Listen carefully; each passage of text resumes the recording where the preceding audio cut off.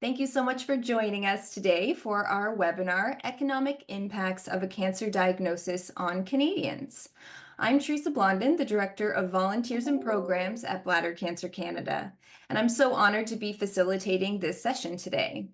At Bladder Cancer Canada, we believe that education empowers patients, so that's why we offer sessions like this one, highlighting important research and information to keep you informed about the broader impact of a cancer diagnosis, including emotional, physical, and today financial challenges you may face. So now I'm honored to introduce our presenter for today. Trevor Smith-Millar is an alumnus of the University of Ottawa and the Algonquin College. Trevor previously worked in the radio industry as a journalist and producer for nearly a decade. Trevor made the jump from radio to communications in 2022 and has worked since then for the Canadian Cancer Survivor Network, raising awareness, hosting the webinar series, writing articles and the official communications, and running the podcast series. Trevor, thank you so much for being here to break down this important information for us, and I will pass it over to you. Thank you very much for that introduction. That was fantastic. Just sharing my screen as of right now. Well, hello, everyone, and thank you once again, Teresa, for reaching out to CCSN. If you know our organization or attended our webinar series, you'll know that I'm usually the one moderating in the background, so it's very interesting to be the one today in front of the camera. So thank you very much for the opportunity. So let's start off with a little background on our group. The Canadian Cancer Survivor Network, CCSN, works to connect patients, survivors, and other stakeholder groups with decision makers and the wider community to engage in discussion and to act on evidence based best practices to alleviate medical, emotional, financial, and social costs of cancer. So, what does this look like in practice? Well, we gather people from all cancers, no matter what it is, and we invite them to share their story, chat with us about their experiences. We talk to oncologists and researchers, and we ask them, are there any improvements we can make to cancer care? And as you may have guessed, we have yet to find someone who said everything is good. So then we take our findings, we commission studies, we talk to some groups, and then we go and have a talk with our elected officials through our all party cancer caucuses. We get everyone under the same roof and show them ways that cancer care can improve and how quality of life can improve for survivors. Our focus in CCSN is first and foremost on education. And so we do this with our webinar series, which I mentioned before, and with our new podcast series. So once again, a little bit about myself. I made the jump from radio to communications a couple of years ago and been helping run the educational programs here at CCSN. So full disclosure for this webinar, I am not an economist. I am not a financial advisor. My background is in research, communications, and journalism. We will be going over some financial data, and I will be giving some information about how to weather the storm that has been passed down to us by financial advisors. However, I am not qualified to give out specific financial advice or to give advice on your specific financial situation. That information should be discussed with a financial advisor or financial planner. And this presentation is designed to get the ball rolling and make you aware of some of the financial options that are out there. For this presentation, we are going to first look at the breadth of the problem, what our organization is finding out about the problem, and what we've opted to do about it. Then we will get into some more hard data by going through the recent Canadian Cancer Society report on the economic impact of cancer in Canada. And finally, to round off the presentation, we will go through some methods that we have heard and some cancer patients have told us that allowed them to weather the financial burdens of cancer, and we'll share resources that could help you or other people. So let's get into the basics. The term health is wealth has been tossed around quite a bit, but when it comes to finances and cancer, it's very true. Ultimately, a person sells their labor in exchange for money, be this physical labor, mental labor, or time. Cancer puts a strain on all of your abilities, and same goes with the treatment. And it's not just the physical aspect of cancer that makes it difficult to perform labor. Cancer doesn't just affect those engaged in physical labor. There is a whole group of research upon the psychological symptoms of cancer, anxiety, depression, fatigue, insomnia. You can feel all these psychological symptoms with any cancer and not just brain or head and neck cancers. And that's just the cancer. According to the National Cancer Institute, chemotherapy, radiation therapy, and immunotherapy all carry a risk of cognitive impairment. I'm sure Many of you have heard of the term chemo brain, and I'm sure some of you may have experienced chemo brain. But ultimately, not only is your body in recovery, your mind is in recovery as well. The last thing you're able to do is code or write or read for work. So, all this to say is that when undergoing cancer treatment and recovery, you are unable to work unless you are particularly lucky or your cancer symptoms are mild. So, unless you have investments or generating interest on savings, your income is going to take a severe hit. As we know, cancer is not something that is borne by someone alone. In many instances, they may require a caregiver. This is often a family member or a close friend, and in many instances, these people are doing this service, for free.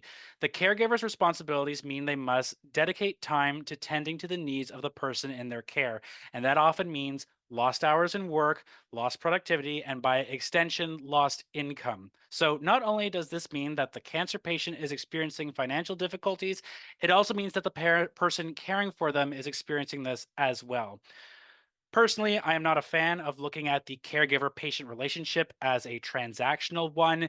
It's often a labor of love and dedication, but if you are also looking at it from a financial perspective, cancer is draining to the economy through loss of productivity, not just from the patient, but by the person taking care of them. And we recently concluded our caregiver survey at CCSN and look to have the report out soon. But ultimately, the findings of the survey back up these claims. For instance, it is found that the average caretaker spends 21 hours a week tending to the person under their care, which is the same amount as a part time job. But this part time job is an unpaid one. So, how important are financial issues to cancer patients? Well, for a quick anecdote, our website, survivornet.ca, receives hundreds of visits a month from people looking for information about cancer. Our most visited page is the homepage, of course, but the third most visited page is this one called Financial Resources.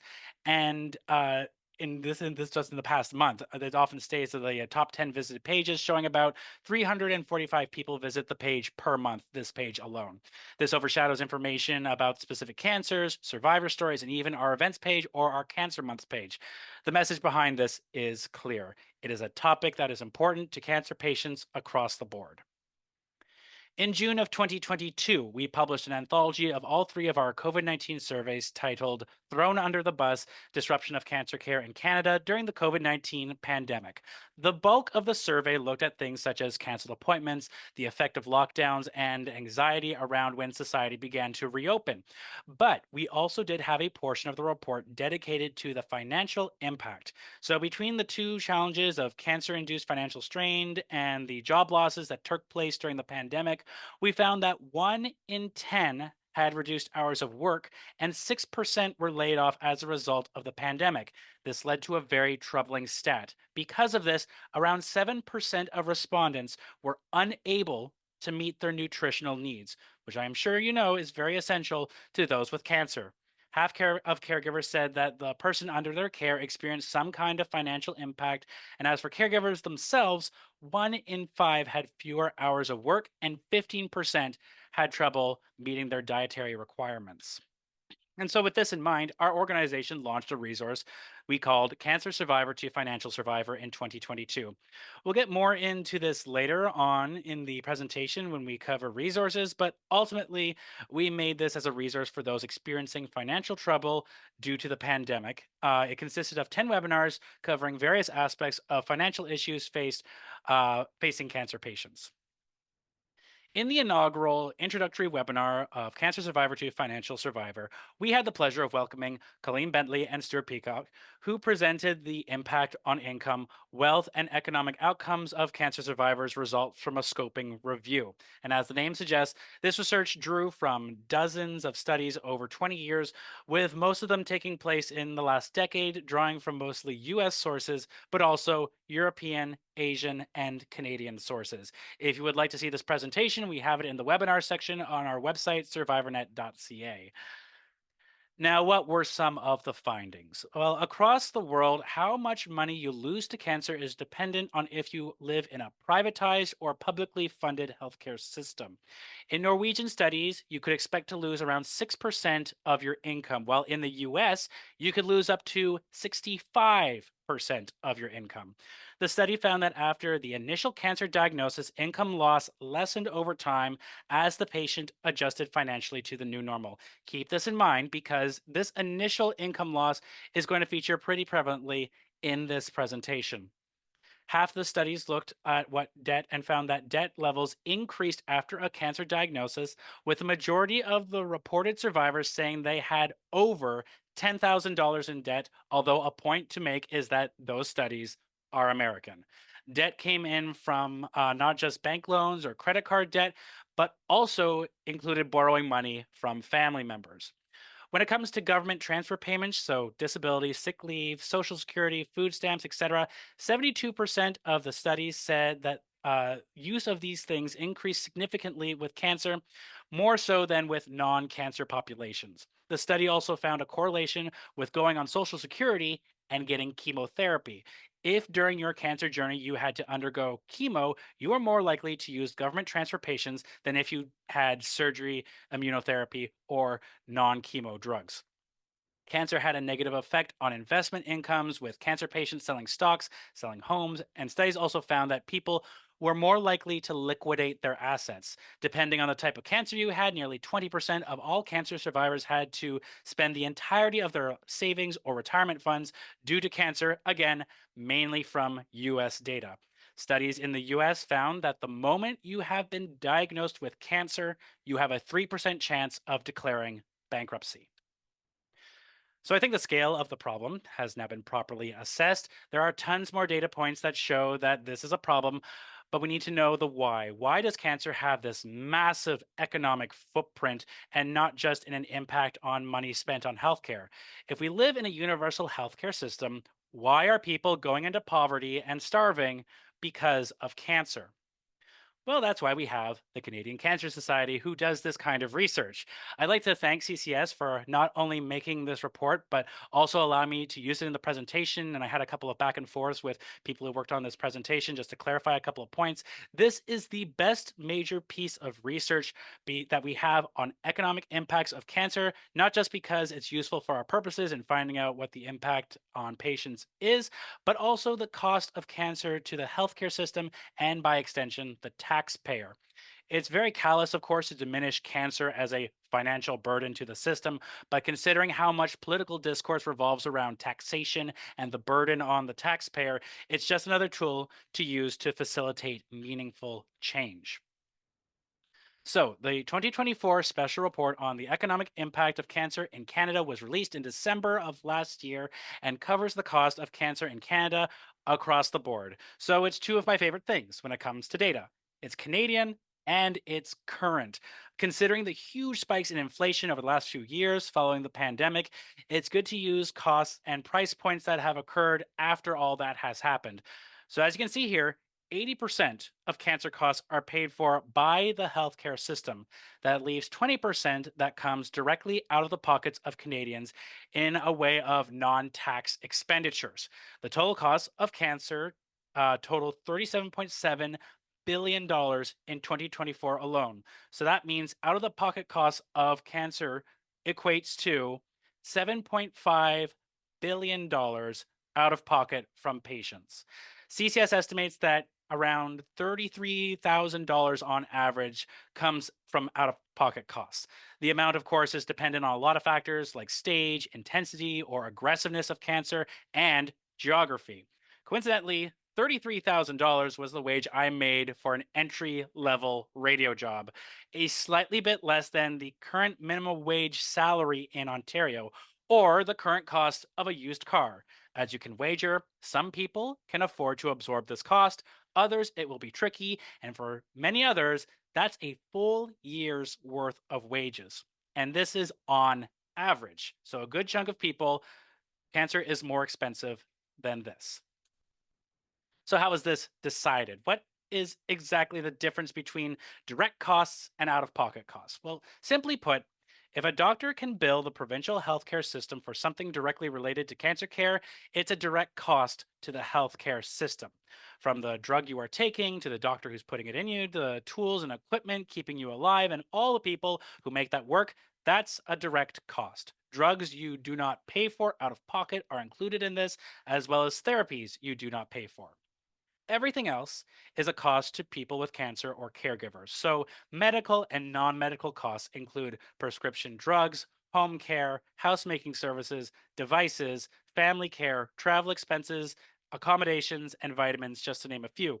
You notice that private third party is there with an asterisk, and that is any cost related to an insurance company. So the out-of-pocket costs would be your deductibles, your co-payments, and your monthly costs, whatever it is that it is for your insurance plan. This isn't really covered in the report because the financial impacts of cancer on the insurance industry is a whole another can of worms. So those are direct out-of-pocket costs, the ones where you can actually see the money leaving your hands, so to speak.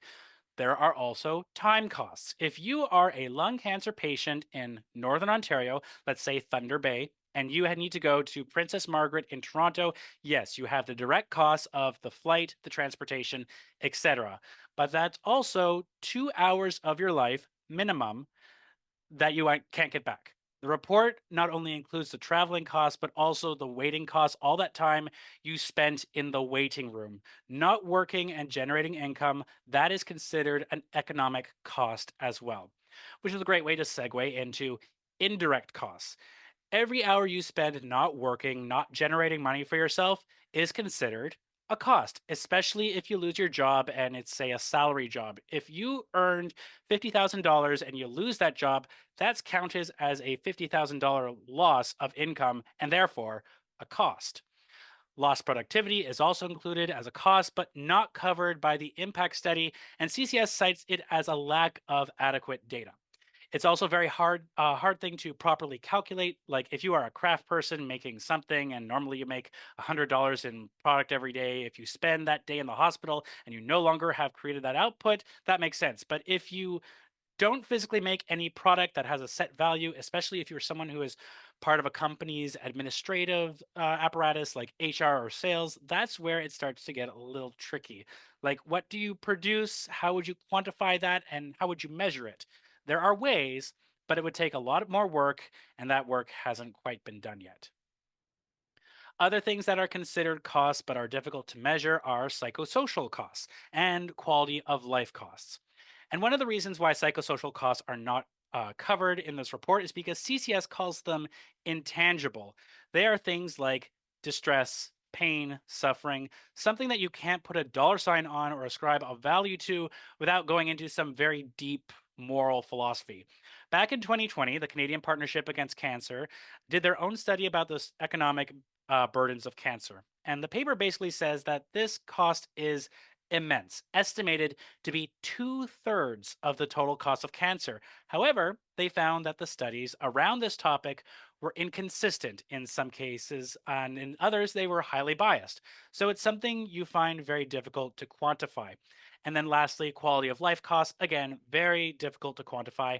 The report uses the example of fear of recurrence as having a negative impact on quality of life, but I'm sure you all know that bladder cancer in particular has a high recurrence rate. So I can ask you, can you put a dollar amount to how much the fear of recurrence has cost you? Probably the answer is no. So with that in mind, here's a breakdown of the costs. Further, we also have a breakdown by cancer. And if you go down 6 places, you can find bladder cancer at $348 million. This is broken down further as $189 million of direct out-of-pocket costs, 128 million in time costs, and a further 29 million in direct costs. Lung cancer, of course, is the biggest, pulling a whopping 1.2 billion with a B costs directly from the pockets of lung cancer patients. And an unfortunate aside here is that lung cancer has one of the shorter treatment and recovery turnarounds of cancer. The average treatment and recovery time for cancer is around 26 to 36 weeks. And for lung cancer, treatment lasts around 24 weeks, which is great in and of itself. But when you realize that that amount of money is being spent in a very short amount of time, you can see how that can be financially devastating. Same thing with prostate cancer. It's fourth there at $806 million in costs, but prostate cancer treatment on average lasts 11 weeks. So a lot of money spent in a very short period of time and could definitely cause a lot of financial hardship. Further breaking down the cost by care phases reiterates that point about how devastating the first years of a cancer diagnosis is financially. The report divides the cancer journey into three phases: the initial care phase that happens right after diagnosis up until a year after that point, then the continuing care phase, the surveillance, and the maintenance phase that is so central to survivorship, and then finally the last 12 months, the last year of life, that is the final phase. CCS broke down the stats based on care. For the healthcare system as a whole, the costs are relatively even. Continuing care and surveillance is slightly more expensive, as though an extra $1 billion is not a lot in the healthcare system. It is comparable, though.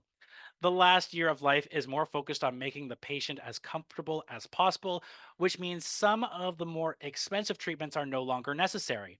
However, the picture, sorry, is completely different for out-of-pocket costs. That first year of cancer care, as stated before, will be by and far the biggest hit to the finances of caregivers and patients. 56% of costs occur in that first year after a diagnosis, and this isn't even counting all the pre-diagnosis costs of any of this. This is all once the cancer has been diagnosed. Everything up to this point is not included in this report. The report gets into the future, and unfortunately, the future is looking more expensive. The CCS report says that by 2034, the direct healthcare costs, the costs on the system, will become $37.4 billion. And the reason for this, they say, is that there will be a consistent financial pressure on the healthcare system. Lung cancer, unfortunately, is expected to show the largest increase, but for bladder cancer, the combined societal and direct costs are expected to grow to $400 million by 2034. In the end, the total out of pocket costs are predicted around $8.8 billion annually, or a 20% increase. The ratio of costs between societal and direct, the specific cancers, all of that stays roughly the same. So no one cancer is expected to particularly explode in costs over the next decade. So let's get into the why of it. Why is cancer so expensive? Why are people paying so much out of pocket? And later on, what can be done about it? For this part of the presentation, we're going to go through different provinces to get our examples, but I'd like to stress that not all provinces are the same. I'm sure this is something a bunch of you know. It's why the cancer system in Canada has been referred to as the postal code lottery. 13 different provinces and territories, 13 different drug approval plans, 13 different types of coverage, the list goes on. Just because one thing is approved in one province doesn't mean it will be approved in the other, and something that is covered in one province might not be covered in the other. However, we can gain a general reasoning as to why cancer patients pay so much out of pocket across the country, because even though each province is different, they share some big generalized similarities. So let's deal with the most obvious reason. Not everything is covered. On paper, our system is supposed to cover everything. But as many of you know, some parts of our healthcare system do not cover everything. All you have to do is go to your local clinic and ask for a list of things that they charge for. This excludes private clinics, which have been accused of charging things or charging certain provincial plans for. This will be strictly focused on publicly funded medical clinics, which can charge for certain procedures, especially if they're not deemed medically necessary. So in the chat, I have Teresa here at Bladder Cancer Canada. She mentioned that the one thing that bladder cancer patients don't get covered for is catheters. And the problem was in a sense that it was not surprising, because most likely somewhere someone down the line looked at catheters and their function and thought, you know what? This isn't medically necessary. And that term will pop up a lot as we go through this slide. It seems in some sense that there is no rhyme or reason to what you can consider that. For instance, I once had a breast cancer survivor ask me about what to do to cover the costs of breast reconstruction surgery complications. And I'd like to stress here, not breast reconstruction surgery, rather the complications arising from that. So someone down the line deemed reconstruction surgery to be covered under public medical plans. And yet if any complications were to arise, that is now on the patient to cover. Lots of examples similar to this right across the country. Let's look at one province as an example of what isn't covered in cancer care and how that becomes an out of pocket cost to cancer patients. According to the BC Health, for instance, things that you would figure wouldn't be covered are not dental, cosmetic surgery, eye exams, things that should be covered, but, aren't because they were not deemed as essential to healthcare when the legislation was written. This is thankfully changing, especially when it comes to the dental side of things. The problem is that there are a lot of things that are cancer related that are not covered as well. For instance, preventative services and screening tests that are not supported by evidence of medical effectiveness.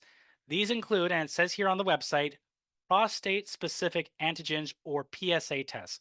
So here's an interesting note about PSAs and prostate cancer. They are good at detecting elevated antigen levels in the system, but they are not guaranteed cancer screening. If you have elevated levels in your PSA test, it's a good sign that you should get tested because you might have prostate cancer. It's not a 100% guarantee that you have cancer, but at the same time, neither is a mammogram. In fact, both a PSA and a mammogram have roughly the same false positive rates and a comparable false negative rate. And yet, one has been funded for years and the other one has not. Reason is screening guidelines are not necessarily in line with the current research because there needs to be committees that approve that stuff, which moves at a much slower rate than the research does. And that's if the people on the committee are experts in their field or even experts in oncology. As we have seen with the Canadian Task Force for Preventative Healthcare, sometimes experts in other fields aren't up to date on the latest research in oncology, and that leads to some quite baffling and inaccurate recommendations. Going back to this list, we see prescription drugs, but that needs its own slide to chat about, so we'll skip that for now. Acupuncture, massage therapy, physical therapy, and naturopathy. Physical therapy is the big one because for cancer survivors in that surveillance and maintenance phase, it's super important on the road to recovery. One of the services we love to talk about here at CCSN is the Princess Margaret Hospital's Cancer Rehab Service in Toronto or Wellspring Cancer Support in Ontario and Alberta. However, it's not entirely guaranteed that this will be covered unless it is deemed medically necessary, especially if you go with a private option for physical therapy. Some cancer patients also turn to naturopathy, and it's not an endorsement about its effectiveness or ineffectiveness that people do turn to this kind of treatment. However, if they turn to a naturopath and pay for their services, that is an out of pocket cost related to cancer care. Finally, the last part of this slide I'd like to point out is the counselors and psychologists. Among the many risks that cancer brings, one of them is unfortunately post traumatic stress disorder.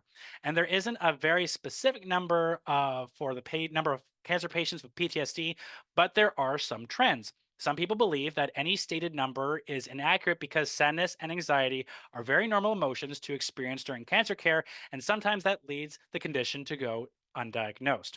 40% of people experience significant emotional and social distress during treatment, and approximately one third of patients develop distress that requires some sort of psychological intervention. But as you can see here, that intervention is not covered by BC's plan and also may not be covered by other plans as well. Now let's chat about drugs. I think the best indication of why drugs are expensive is an anecdote I've heard a couple of times from a variety of different patients. They need this drug, drug X. It's been prescribed and it is needed for their specific cancer journey. It wasn't covered by the government, but the insurance they get through work covers some of the cost of the drug, but it's only 90% of the costs or some variation of that. So if it's a $100 drug, that's fine. You're only out 10 bucks. But what happens when it's an $1,000 drug or more? Well, that's where the biggest costs for cancer patients come from. This graph here is just a sale of drugs. Nearly 25% of all drugs that come through approval in Canada are cancer drugs. And as you can see here, that's a $4.6 billion industry.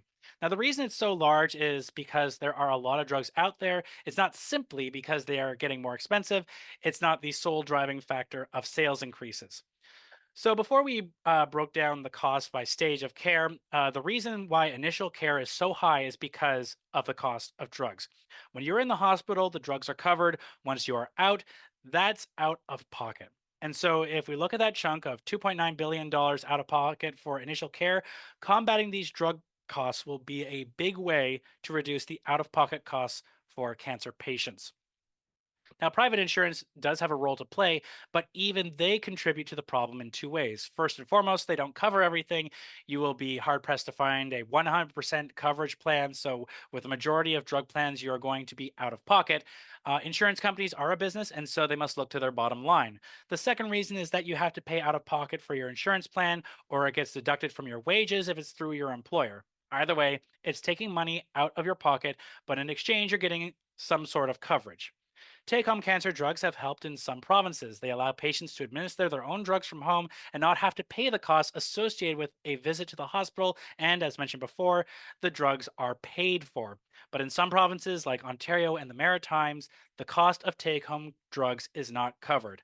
To summarize it is important to talk about the large scale nickel and diming of other out of pocket costs associated with cancer, but at the end of the day, if we don't tackle the cost of drugs in this country, this cost to cancer patients will continue to be high. I would like to apologize to anyone thinking I was going to address the huge elephant in the room, but we will not be talking about tariffs right now. The situation when I started creating this presentation and how it is now is very different, and the situation remains very, very fluid. Canada may face steeper drug and treatment prices because of our reliance on US pharmaceuticals and tech, but also we could leverage our free trade agreements to lessen the impact. Australia, the EU, and India are locations we could look for as they have strong pharmaceutical industries as well. Many different groups with more resources are looking at the impacts that tariffs will have, and we won't really know the full extent of them for a couple of years, and that's if they stick. That's if the US either follows through or changes its tune. So many people are looking into this, but it's currently not immediately clear what the impact on cancer patients will be. Right now, there's a lot of talk about what we should be doing, like expanding domestic manufacturing, and not so much about what is going to happen. The data is simply not available yet, but you can bet that it will be looked at and information will be disseminated after the fact. But for now, we can go back to the current financial issues at hand, the one that we have actual hard data for. Okay, so why? Again, I'd like to say I know why, but why? We know why the cost of cancer patients are up. We've explained that, but why does it have to be this way? Well, first, the people who recommend the funding, they have a process that is public knowledge, but the details are a little bit opaque. For approval and recommendation, they not only have internal mechanics and committees that review if a drug should be reimbursed, but also they weigh the evidence. And sometimes that evidence is not enough to recommend the drug to be reimbursed. Now, for large scale drugs with big bodies of evidence, this is fine because these drug trials generate lots of data and can prove to the funding bodies that yes, this is worth the cost, this is worth being funded. However, what happens when the body of evidence is too small? What if it's so small that your study doesn't contain a control group? Well, the reimbursement powers look at this and say, and there's not enough evidence to convince us that the taxpayer should take on this drug. And yes, you can resubmit, but if your proposal doesn't come with some considerable tweaks, it will be rejected again. And those tweaks all take time and money and resources, which means that those costs in the meantime will come directly out of the pockets of cancer patients. And important to note that even if the feds say, yes, this is a good thing, it should be reimbursed 100%, the provinces can sit on their hands and say no. Now, this to a degree is understandable. If you have a province like Ontario, who may have hundreds or thousands of people who could benefit from a drug or treatment, sure, they will have no problem with reimbursing it. But what happens if you live in Saskatchewan? The territories. Well, they may not be so keen to reimburse for a therapy that only a few people will use. There are methods like compassionate access that will allow people in some provinces to access treatments in another, but that also incurs expenses that come out of the pockets of patients. Now, the good news is that you can appeal a funding decision with the provincial government. Ontario has its own dedicated OHIP appeals board. Health Insurance BC and RAMQ in Quebec have their own internal appeals process. But ultimately, once they make a decision, you can't really appeal it. There are ways possibly you could do this through the legal route, but again, that's a lot of time, money, and resources that you might not have. The issue with this is that Canada does not have a type of system like the American system where you can challenge some things with your insurance company. If you think that your insurance company in the United States should be funding your drug, you can challenge them, but you can't sue the CDA to provide that documentation. Your best bet would be to acquire a Freedom of Information Act request and talk about the specific treatment, and then maybe hope a media outlet catches on. Again, it's not a good way to do this, but it's certainly a start. But again, it's not a very a clear and transparent process. Now, outside these processes, there's a lot of appetite for change, but internally, there's not a lot of big shifts that are going on in these organizations that they're doing to address this. Recently, the Canadian Drug Agency made an initiative called Target Zero, where they plan to have 0 days pass between Health Canada's approval of a drug and their reimbursement recommendation. And this will help a little bit in making sure recommendations come out quicker. But once again, provinces can just ignore these recommendations. And then when it comes to the HTA process, outside of what CDA is doing, any other change that is happening is either slow, behind the scenes, or just non existent. We aren't going to see radical restructuring similar to what we saw during the pandemic for COVID shots. Now, these are smaller issues compared to the bigger elephant in the room. There is unfortunately a new problem with cancer drugs and therapies of diminishing returns. Drugs are becoming more specialized, genetic sequencing is becoming more refined, everything is requiring a lot of computing power, etc. These new technologies are becoming more expensive, and further, they may not prolong life that long. So, if a drug costs $100,000, only prolongs someone's life by only a few weeks, and to a lot of provincial plans, that's not a return on investment. And that's also ignoring the side effect this treatment may have. It is no secret that public healthcare funding has not kept up with demand. And so when you're looking at these healthcare decisions that don't have huge impacts, you're going to want to save money somewhere. And that's when this calculus starts to come in because there is not enough funding for everything. Of course, this is compounded by the postal code lottery. The CCS report cites a survey saying that where you are in the country dictates how much out of pocket you will pay for cancer costs. Per month in Alberta, you will pay $938 on average, and the lowest you will pay in Manitoba with $280. The cancer care and what you pay will vary wildly from province to province. This, by far, is one of the greatest hurdles for cancer patients paying out of pocket. Excuse me. So I think at this point, I've got my point across. There is a very large financial burden on cancer patients. It doesn't have to be this way, but it's here and it's a glaring problem. So now how do we solve it?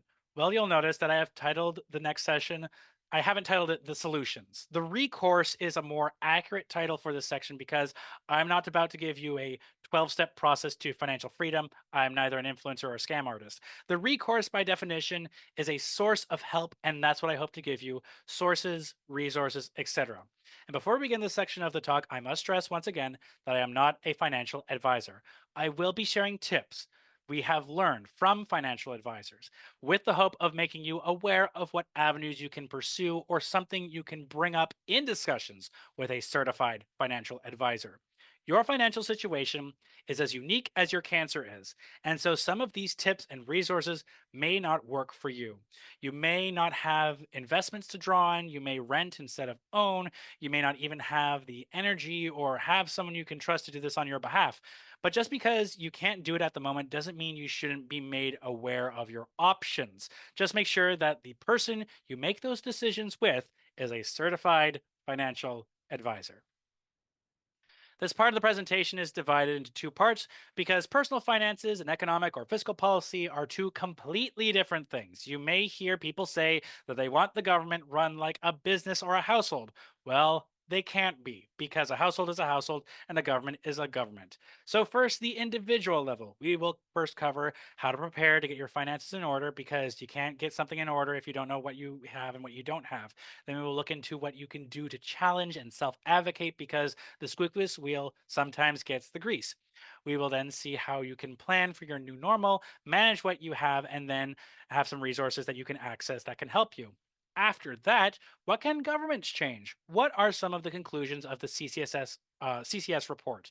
And what are some of the actionable items that need to be implemented to help bring down the out of pocket cancer costs to patients? It's high level stuff, but at the end of the day, cancer patients can only financially manage themselves so far.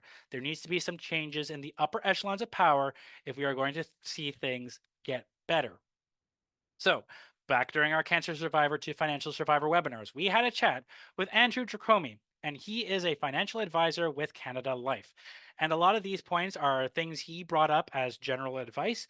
The two talks he did are on our website, so if I would defer to him on any details, and these are points are just summaries of what he talked about.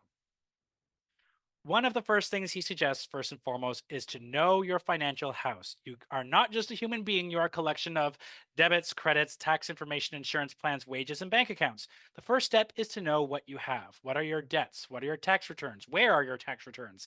What investments do you have? What are your assets? What can you sell off and liquidate? Next, know what you apply for. There is a mountain of paperwork that comes with finances, and a lot of it is contracts. They list out your benefits, sure, but also your obligations. When you apply for government assistance, you should know what you're getting. For instance, is this a tax credit that you will pay out, or is this something that will offset what you owe that only will help you if you owe the government money? Do certain accounts need minimum balances? Will there be a set date on an insurance policy? What are the deductibles? That kind of thing. Oop, my bad.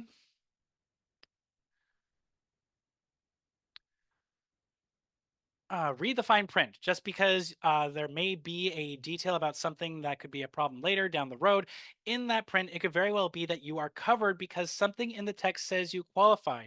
No, I know it's contracts and I know it's slogging to get through a lot of technical legalese, but you could very well find something that can help you at best. And at worst, at least you know what you have and the rules that dictate the contract that you have.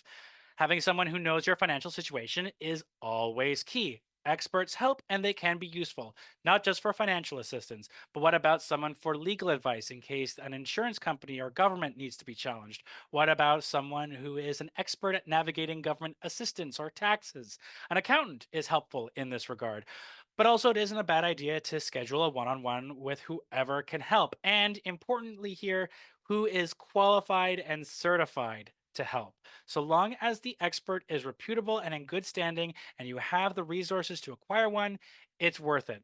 Outside of an expert, it's always good to read, to ask for help, etc., which leads to interested parties. These are families, caregivers, friends, your village. You need to know some things like who's your power of attorney. Most times it's going to be you, but what if you are somehow incapacitated by your cancer? Do you have someone who can step in? If things were going south and you are not sure if you will survive, do you have an executor for your will? And further, who are the beneficiaries of any financial products you have? These are things that you are going to need to get in order anyway, something that you should look into regardless. We live in a world that is swimming in money, but accessing that money is a different beast altogether. But as in your cancer journey, there will times where you need to self-advocate for yourself when you're for your treatment. You may also find yourself in need to advocate for yourself financially. I've mentioned before that some provincial insurance organizations have a method to appeal a decision. Be aware that this route exists because they have the authority to interpret the Healthcare Act. Appealing may take time, but it is an avenue that exists that you can use. Your boss may not always be your friend, but they can be your ally. Chat with your employer about your problems and issues, and there may be an opportunity to negotiate. I have heard stories from survivors where they were offered a severance or put on leave with or without pay. Obviously, read the room when it comes to your employer, but it is important to have a chat with them about your situation. Also, make sure to document everything to make sure that everything is above bar because many jobs do require that an employer reasonably accommodate your illness and they can't be held to account without documentation. If you get in a situation where you have to deal with debt collectors, that is not a one and done thing. Debt collection is a very regulated industry and they have to follow rules, and so you'll need a paper trail. When a debt collector calls, they have to provide you with information like their name, the company, the person the debt is being collected from, plus details of your debt. They can't be threatening, they can't apply excessive or unreasonable pressure to repay the debt, and there are certain fees they cannot ask you to pay. If they violate these rules, they can be reported to the government. So now that you know your house, now it's time to plan out how you are going to go through the motions. The first thing to plan is your emergency fund. As true as it is that the emergency is happening and the cancer is here, you should create your fund now for two reasons. First, cancer is filled with unexpected costs. Your tumor may change, it might resist your old treatment, the new treatment might not be covered, and it could be more expensive. In case that happens, it will be very helpful to have some money squirreled away. And second, for cancer patients specifically, the recurrence rate is high, and so to pad out your savings now could help you a lot if the cancer comes back. Next, budget. It's a pretty as obvious thing to do, but it does need to be said because taking a fine tooth comb and discovering what money is going in and out will help you create your emergency fund. Like, for instance, I went through some bills recently with a fine tooth comb and I found savings. That's extra money that I can squirrel away to my own personal savings each month. Now, with this advice on budgeting, I am not going to go full on Gordon Ramsay here. I think it is very detached to say to get rid of your car, your house, your food, and go live in a box just for the pleasure of saying you have financial freedom. If you are in the middle of your cancer journey, your own sanity is more important for your health than saving money sometimes. And so finding that balance between saving and comfort that allows you to live now and in the future is very important. Pay yourself first. It's a phrase that gets bandied around a lot, and it essentially means to look to your savings before you look to other types of spending. Think of your savings as another type of bill to pay out monthly, something to cover while you pay out the bill maker for your water, your hydro, or your car. Not everyone has the ability to do this. In fact, I couldn't do it for a very long time. But that being said, if you can afford to do this, it is something to consider and something to plan with a financial planner or a financial advisor.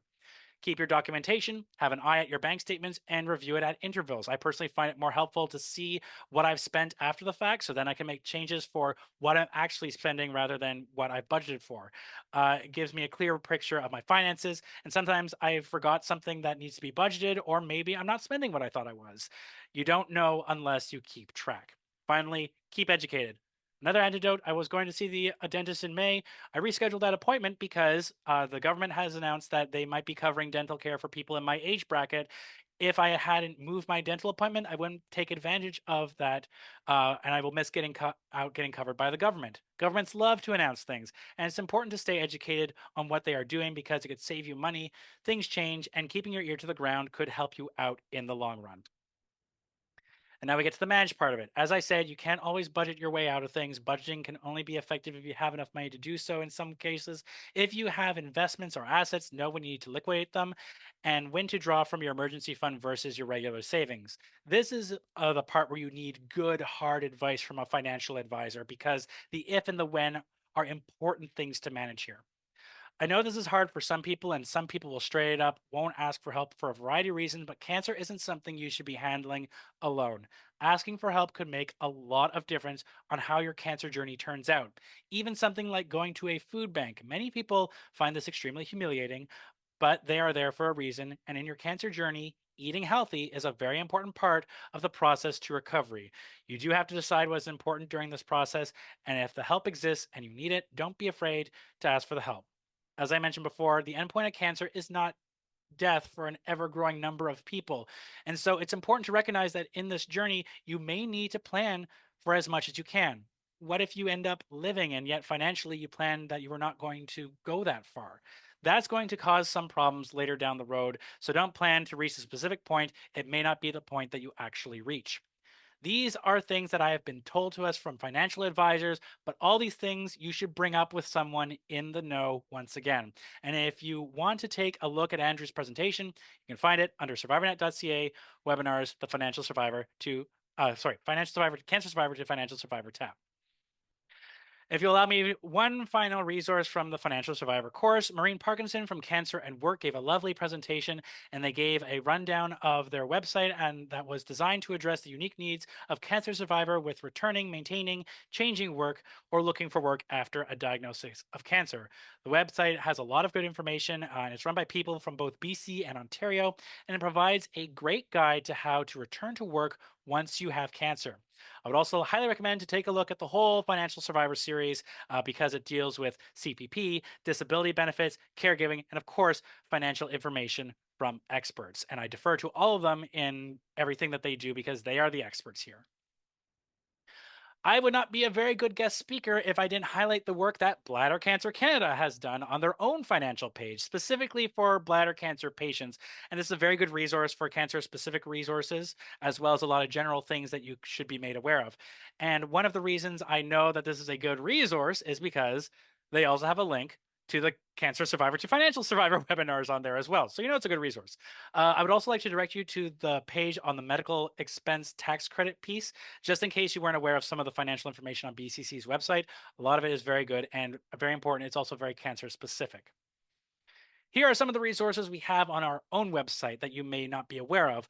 One of the issues we discovered early on when trying to create a financial survivor course was making the resource cross Canada. And it's for the exact same reason that treatment is problematic in this country, the postal code lottery, because each different province has different resources and different things that are on offer. And I would suggest looking at what programs are on offer in your province because we have had a hell of a time getting them all together because there's quite a bit here. Ontario by far has the most resources that we have come across to date, but that doesn't mean that other provinces or territories don't have similar things.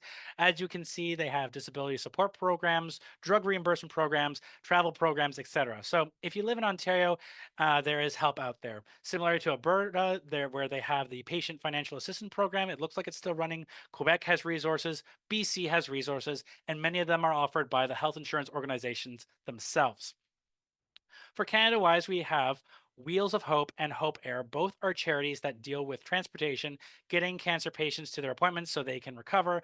Outside of bladder cancer, a lot of cancer specific groups exist. For instance, the Kelly Shires Foundations for Breast Cancer. Those only really pop up if the cancer is as big enough representation wise. But if you know someone who has breast cancer, this could be a good resource for them. Surprisingly enough, the military has cancer care for veterans through Veterans Affairs Canada and the Royal Canadian Naval Benevolent Fund. Veterans Affairs does a lot of good things funded through the Poppy Fund, and this is just one of them. And of course, when in doubt, look to the Canadian Cancer Society. It's always a good place to look. So everything is all well and good, and now you have the means and resources to financially empower yourself. But ultimately, it's very difficult for some people, not feasible, to budget their way out of financial hardships. And you can budget, you can save, and you can get all the resources you want, but that doesn't stop the fact that life is expensive even before the cancer arrives. Wages have been stagnant for years, inflation has skyrocketed, and governments have been slow to react. So, what is the big recourse? What needs to be done to help make it easier for cancer patients financially? Well, going back to the CCS reports, there are once again the high level things for the healthcare system, and then there are the lower individual things that'll help the individual. These are a few that are relevant to cancer patients and survivors. Among these considerations is a comprehensive national drug coverage, especially take home cancer drugs. They cite the 2019 report on pharmacare, and their recommendation was that eventually it should cover take home cancer drugs. Now, pharmacare is still young and it's still messy, but if it's covered, this will be a game changer. Because remember, the cost of cancer drugs is the major contributor to the early stages of cancer diagnosis.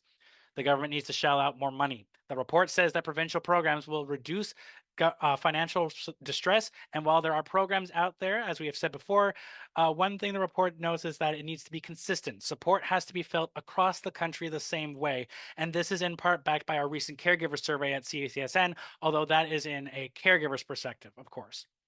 Value-based healthcare. This is a recommendation for the healthcare system as a whole rather than the individual, but it does have implications for the patients. In a nutshell, it is weighed against the value of what gives the value of what it gives for the patient.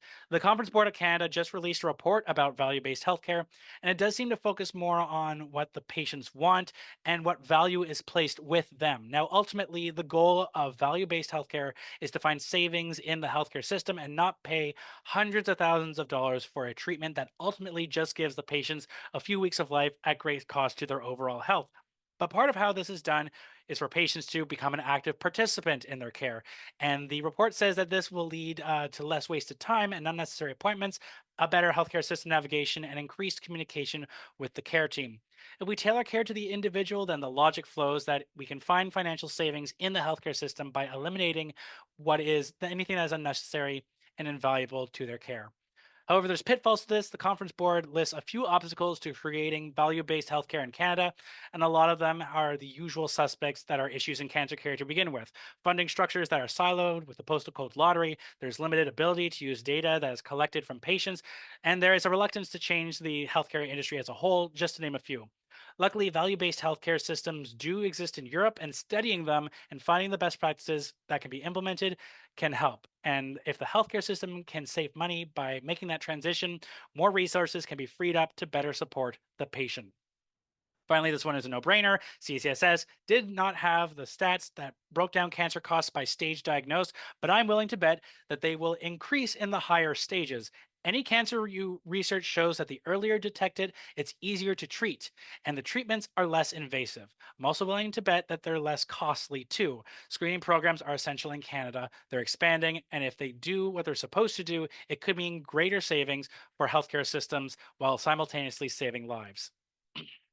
Some very big positives that came from the last few years. Sick leave pre pandemic was 15 weeks, and CCS had said that was not enough. So, thanks to their efforts and the pandemic, that was extended to 26 weeks in 2022, which is exactly what they were asking for. But as I mentioned before, it's not quite enough. More is needed, especially for those with more long term cancers where treatment lasts longer than 26 weeks. And part of the problem is that cancer is lumped together with other illnesses. The system itself doesn't quite know how to deal with chronic illnesses outside of giving out disability payments, which is a whole nother can of worms that we can't get into right now. But ultimately, the system does need to treat the cancer journey as unique so that it can be properly addressed.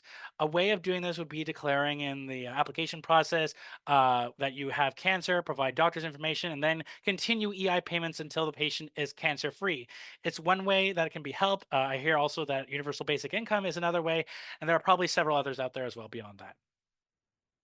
Some other ways to help change labor laws to provide help to employers. Some of CCS recommendations to the provinces is to increase access to supports and accommodations for workers. They also suggest increasing flexibility for workers so they can claim benefits in smaller units and authorize expanded access to leave. Ultimately, no one should lose their job or income because of cancer, but for that to happen, there needs to be guardrails and there needs to be support. Of course, this would be easier if there was more cohesion between provinces and the healthcare system didn't change based on where you were located or where you were born.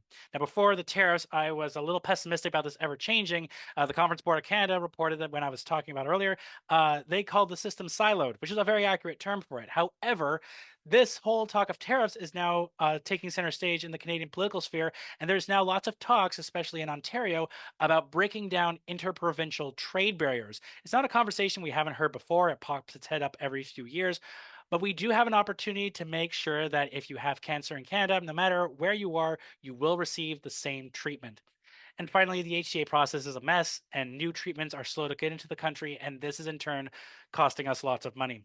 There is only so much appetite for change, but in the face of growing scrutiny over healthcare costs, a more streamlined process is more than welcome. All this to say is we need to have a better understanding of what we value. I mentioned earlier in the presentation that it feels inappropriate to boil down a life to dollars and cents.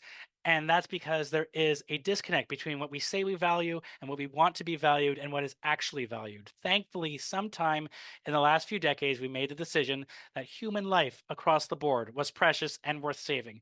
And then that idea was challenged, in part because falling funding in our healthcare system countered against the weight of an aging population. Successive politicians campaigning on cutting taxes and finding efficiencies, even when there are none to be found and there is nothing left to cut. Do healthcare professionals want deep change in the system, or do they feel that they can remain in their position and hope that things will get better with enough tweaks? Is there even enough money for those tweaks? It's a very large debate in healthcare right now, and it comes down to a question of what we value. Is there a place where the patient can be taken care of in all senses while still saving the system money? Yes, but there is a lot of work that needs to be done. Also needs to be an understanding that while money is very central to everything we do, we also need to understand that some things can't have a dollar sign slapped on them. And even if we do get to a point where we can, should we? And I really don't think this question about what we value gets asked enough because it's complex and it's very uncomfortable to talk about sometimes. And as we know, change doesn't happen overnight. Sometimes in those rare circumstances it's done, but it's still said change does not necessarily happen overnight. But this isn't just a question for big, high level institutions and organizations. It's also a question every patient needs to ask themselves.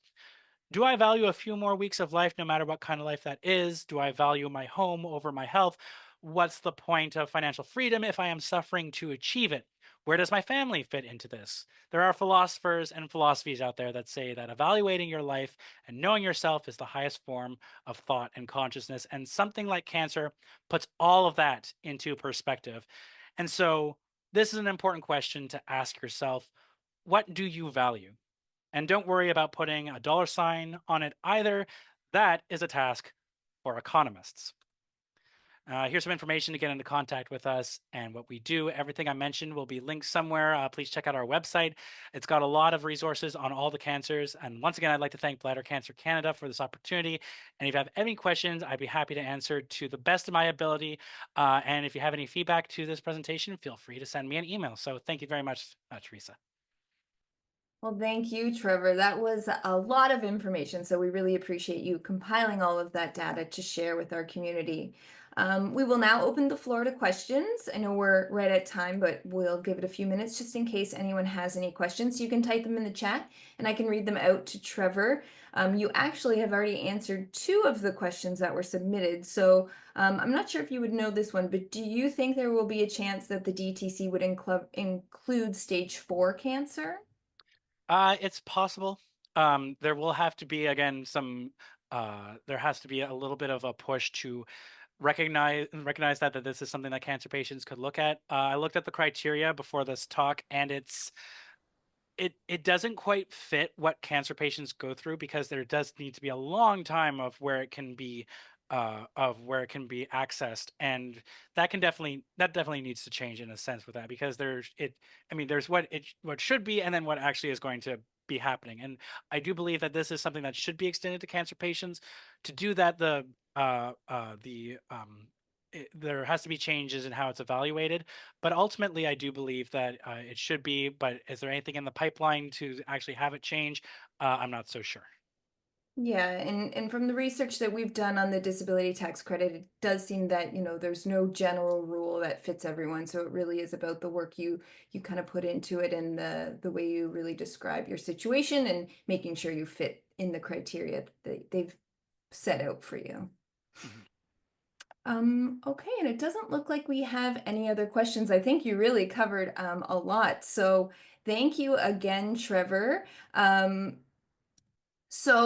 just wanted to share, Trevor did mention some of the resources we have. We have 3 blogs that focus on financial assistance, the DTC, other financial resources such as the tax credits and accessory assistance, and then the medical expense tax credit. And we also hosted a webinar on the DTC that Rosemary Hill facilitated. That was a really great webinar where she broke down how to fill out the form page by page. And we have a lot of webinars and education events coming up. So you can register for all of these events on our website under Patients Upcoming Event, or you can scan the QR code on the screen. And after the webinar, a survey will pop up in your browser. We'd love to hear your thoughts on this session and any suggestions for future presentations. So please take a minute to complete the survey. It will also come via email tomorrow through Zoom. If you have any questions or you need any accommodations to complete the survey, you're always welcome to call us at 1-866-674-8889 or email info@bladdercancercanada.org. And a recording of this session will be uploaded to our website in the coming weeks.